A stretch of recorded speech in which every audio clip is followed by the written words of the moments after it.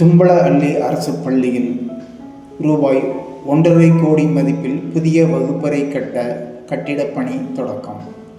தருமபுரி மாவட்டம் காரிமங்கலம் ஒன்றியம் தும்பலஅள்ளி அரசு மேல்நிலைப் பள்ளியில் நபார்டு திட்டத்தின் கீழ் ரூபாய் 1.54 கோடி மதிப்பில் புதிய வகுப்பறை கட்டிடப் பணி தொடக்க விழா நடைபெற்றது.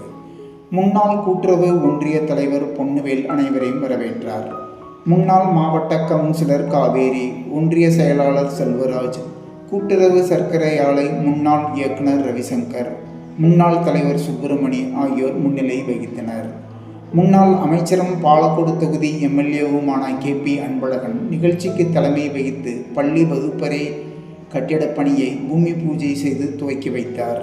இந்த நிகழ்ச்சியில் முன்னாள் கவுன்சிலர்கள் மாது, முனியம்மாள் சேகர், நிர்வாகிகள் வக்கீல் பாரதி, ராஜா, வையாபுரி, ITவின் சாந்தகுமார், கௌதம், ஆறுமுகம் ஆகியோர் கலந்து கொண்டனர்.